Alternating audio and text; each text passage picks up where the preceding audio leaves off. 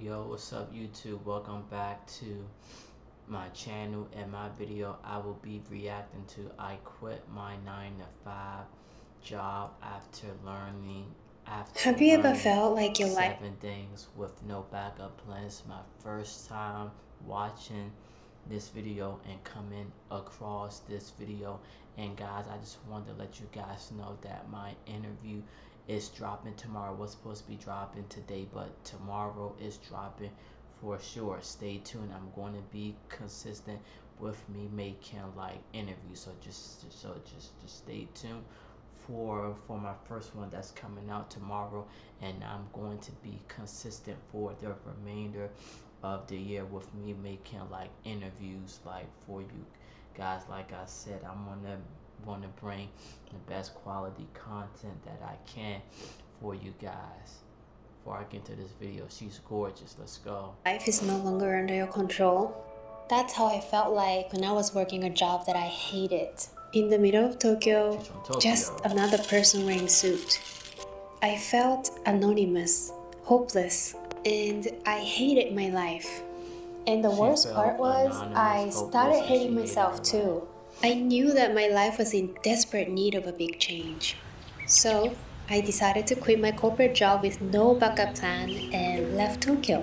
But the decision didn't happen overnight. It was after month and month of thinking, dealing with self doubt and second guessing. And I've never really told anyone why exactly I quit because I didn't even know myself.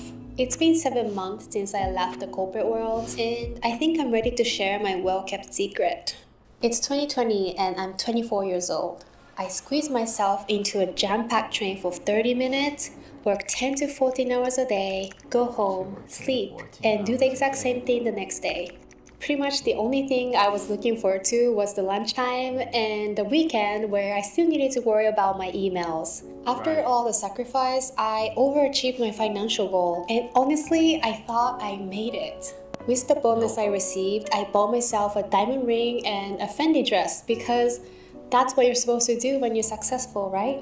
Right. I thought that's gonna make me happy. And it did for a couple It days, doesn't. but it faded away and I didn't feel fulfilled. And I was like, okay, maybe I need to take care of myself better. So I signed up at Go Gym and went whenever I have time between work. But I still didn't feel fulfilled.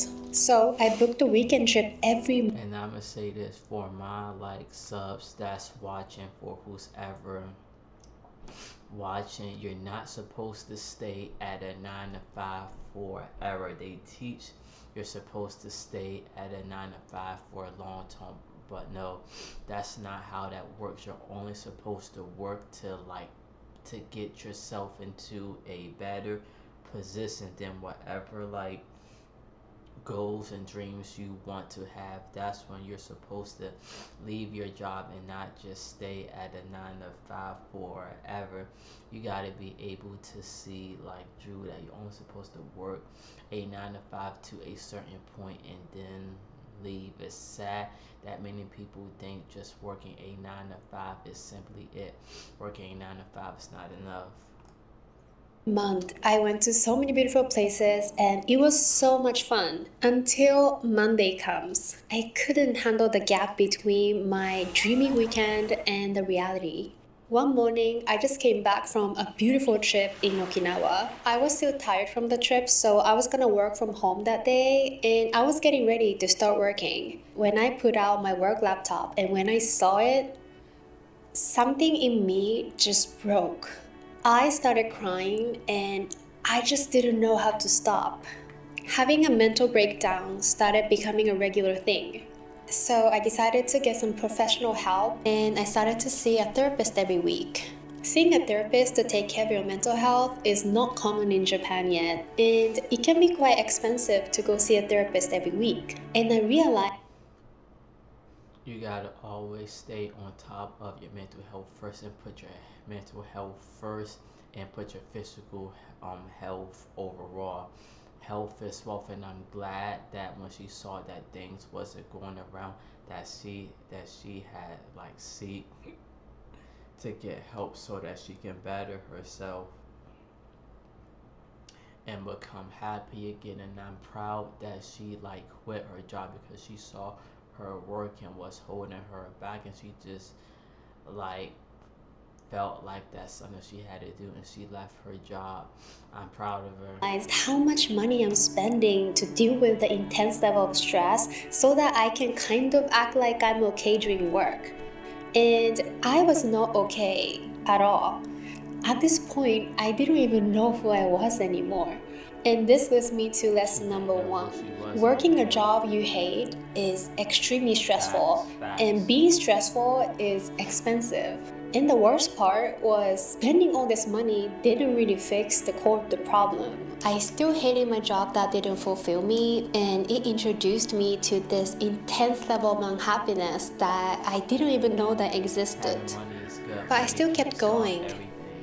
For my clients, for my manager, for my teammates, and for my parents who are proud of having a successful daughter, and for me to feel like I'm still worth it.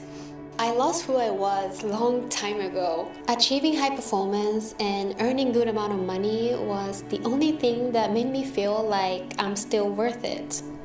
And I thought, wait, if I'm gone, then who am I working this hard for?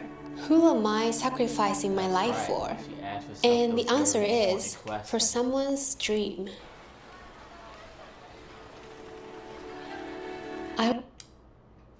If you don't build your dreams, then someone will hire you for theirs. And that's another powerful fact. I'm glad she's going after her dreams again. You gotta do that. You only live once. I was losing my mind, losing myself in this corporate world for someone I didn't even know. Now that I think about it, it's wild that I was dedicating so many hours, so many days, so many years for someone probably somewhere in the headquarters that I will never ever meet in my entire life. So at this point, I started realizing that maybe this path is not for me, and I really started to think about quitting. But from here to making the final decision, there were so many questions in my head that needed to be answered. If I quit, what's gonna happen to the team I supervise? Who is gonna take care of my clients? If I hear these questions from the past version of me now, I think that's crazy that you think that you're the only one in the world who could do your job, because you are replaceable. In fact, everyone in the world is replaceable. I mean, think about it. Even a president who runs an entire nation is replaceable. The company, the world will still keep running with you or without you. So if you're thinking of quitting, make a decision for yourself, not for someone else.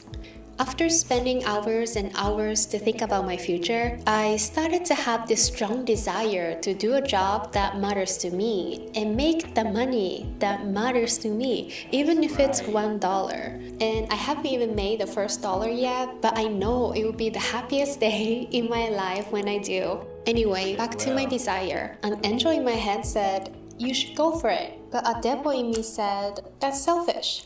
And let me answer this question from the perspective of a professional 9-to-5 quitter with 7 months of experience. And yes, it is selfish, but you should be selfish about your life because this is your life, it's not someone else. And it's 100% okay to want a job and make the money that matters to you.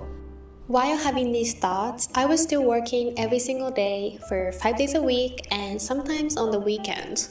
And one day I thought, what if I spend all this energy and all this time on what I love? I mean, imagine what you can accomplish.